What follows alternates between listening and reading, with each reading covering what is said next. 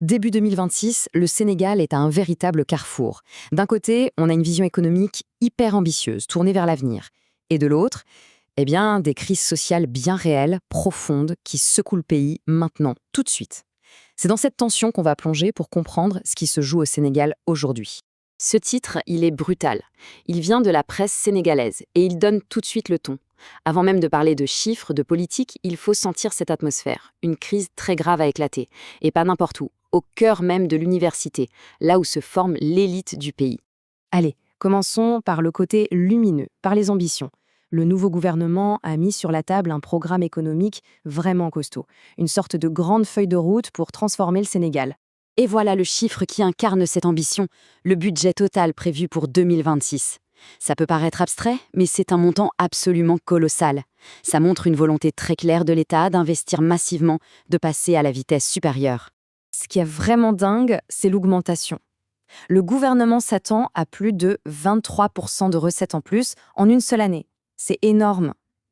Cette confiance, elle repose sur une nouvelle stratégie économique, en particulier sur l'exploitation des hydrocarbures et de grosses réformes fiscales. Et pour y arriver, le gouvernement ne se contente pas de petits ajustements, non. Là, on parle de réformes de fond, de vrais piliers pour changer la structure de l'économie. L'idée, c'est de rendre le Sénégal plus fort, plus compétitif au niveau mondial.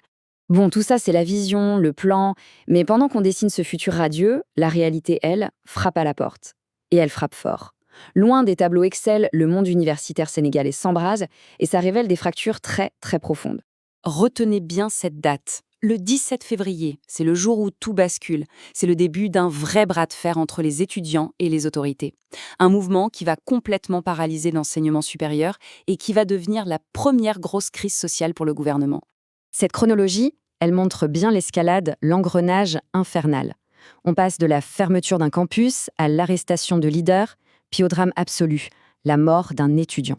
Chaque événement jette de l'huile sur le feu et rend la situation de plus en plus explosive. Ce qui est important de comprendre, c'est que les demandes des étudiants sont très concrètes. On n'est pas dans l'abstrait.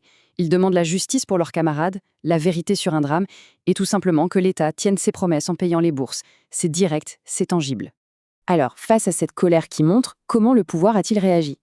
C'est intéressant de décortiquer la communication officielle du gouvernement. On voit bien la méthode ici. Pour chaque point chaud de la crise, il y a une réponse officielle qui cherche à calmer le jeu. On a de la compassion, un appel au dialogue, des promesses d'enquête. L'objectif est clair, il faut désamorcer la bombe, et vite. Cette phrase du chef de l'État, elle résume parfaitement la stratégie, l'apaisement. En parlant de dialogue permanent, le gouvernement veut se montrer à l'écoute, se positionner comme une force qui rassemble pour trouver une sortie de crise pacifique. Mais cette crise universitaire, ce n'est que la partie émergée de l'iceberg. En dessous, d'autres fractures traversent toute la société sénégalaise, des fractures qui risquent elles aussi de mettre des bâtons dans les roues de la grande vision économique pour 2026. Il faut d'abord connaître la loi. Le code pénal sénégalais est très clair et très dur sur cette question. Il pose un cadre légal qui permet la répression et qui alimente la stigmatisation. Et les conséquences concrètes de cette loi, elles sont juste dévastatrices. Ça va bien au-delà de la prison. Ça crée un climat de peur permanent. Ça empêche les gens de se soigner correctement. Ça détruit des vies. C'est une violence quotidienne, physique et psychologique. Et ce sujet est loin d'être juste une affaire de justice. C'est devenu une arme politique. Quand des dirigeants de premier plan appellent à durcir encore plus la loi, ça ravive les tensions, ça divise encore plus une société déjà fracturée. Bon, alors, mettons toutes les pièces du puzzle ensemble.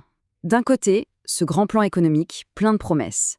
De l'autre, des crises sociales brûlantes, que ce soit sur les campus ou dans le débat public, qui demandent des réponses immédiates. C'est ce grand écart qui définit le Sénégal d'aujourd'hui. En fait, tout se résume à ça, à ce choc frontal. La capacité du gouvernement à gérer les urgences du présent, c'est ce qui va décider si sa grande vision pour le futur a une chance de se réaliser. Les deux sont totalement liés. Finalement, la question reste entière. Comment est-ce qu'on peut concilier cet élan vers le futur, vers la modernisation, avec l'obligation de s'occuper des blessures du présent et de rassembler une société divisée ? C'est de la réponse à cette question que dépendra l'avenir du Sénégal.